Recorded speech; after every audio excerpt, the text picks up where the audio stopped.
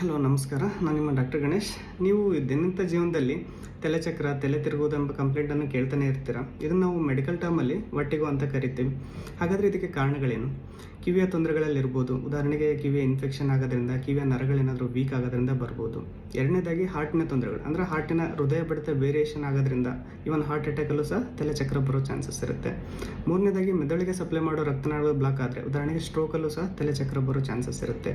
ನಾಲ್ಕನೇದಾಗಿ ಈ ನರರೋಗದಲ್ಲಿ ಯೂಸ್ ಮಾಡೋಂಥ ಮೆಡಿಸಿನ್ಸ್ಗಳು, ಅಂದರೆ ಫಿಟ್ಸ್ಗೆ ಕೂಡ ಮಾತ್ರೆಗಳಿರ್ಬೋದು, ನಿದ್ರೆಗೆ ಕೂಡ ಮಾತ್ರೆ ಇರ್ಬೋದು, ನರದ ನೋವು ಕಡಿಮೆ ಮಾಡಲಿಕ್ಕೆ ಅಂತ ಕೂಡ ಮಾತ್ರೆಗಳಲ್ಲೂ ಸಹ ತಲೆಚಕ್ರ ಬರೋ ಚಾನ್ಸಸ್ ಇರುತ್ತೆ. ಐದನೇದಾಗಿ ರಕ್ತದೊತ್ತಡ ಏನಾದರೂ ಕಡಿಮೆ ಆದರೂ ಸಹ ಬರೋ ಚಾನ್ಸಸ್ ಇರುತ್ತೆ. ಆರನೇದಾಗಿ ಕೆಲವೊಬ್ಬರಿಗೆ ಆನುವಂಶಿಕವಾಗಿ ಸಹ ಈ ಥರ ತೊಂದರೆಗಳಿರ್ತವೆ. ಇದರದ್ದು ಇಂಪಾರ್ಟೆನ್ಸ್ ಏನು? ಕೆಲವೊಬ್ಬರಿಗೆ ಈ ವರ್ಟಿಗೋ ಪ್ರಾಬ್ಲಮ್ ಟ್ರೀಟ್ಮೆಂಟ್ ತೊಗೊಳ್ಳದೆ ಸಹ ಆರಾಮಾಗೋ ಚಾನ್ಸಸ್ ಇರುತ್ತೆ. ಬಟ್ ಈ ವರ್ಟಿಗೋಗಳು ಹೃದಯಕ್ಕೆ ಸಂಬಂಧಪಟ್ಟ ಕಾಯಿಲೆಯಿಂದ ಬರೋ ವರ್ಟಿಗೋಗಳಿರ್ಬೋದು, ಅಥವಾ ಬ್ರೈನ್ ಸ್ಟ್ರೋಕಿಂದ ಬರೋ ವರ್ಟಿಗೋಗಳಿರ್ಬೋದು. ಜೀವನಕ್ಕೆ ಕೆಲವೊಂದ್ಸತಿ ನಾವು ಇಮಿಡಿಯೇಟಾಗಿ ಟ್ರೀಟ್ಮೆಂಟ್ ತೊಗೊಳ್ಳಿಲ್ಲ ಅಂದರೆ ಜೀವಾಪಾಯ ಆಗೋ ಚಾನ್ಸಸ್ ಇರುತ್ತೆ. ಇಂಥಲ್ಲಿ ನೀವು ನೆಗ್ಲೆಕ್ಟ್ ಮಾಡಬಾರ್ದು. ಇಮಿಡಿಯೇಟ್ಲಿ ನೀವು ನಿಯರ್ ನ್ಯೂರಾಲಜಿಸ್ಟ್ಗೆ ಕನ್ಸಲ್ಟ್ ಮಾಡಿ ಅದಕ್ಕೆ ತಕ್ಕಂತೆ ಟ್ರೀಟ್ಮೆಂಟ್ ತೊಗೊಂಡ್ರೆ ಅದರಿಂದ ಆಗೋ ಕಾಂಪ್ಲಿಕೇಶನ್ನ ಪ್ರಿವೆಂಟ್ ಮಾಡ್ಬೋದು. ಧನ್ಯವಾದಗಳು.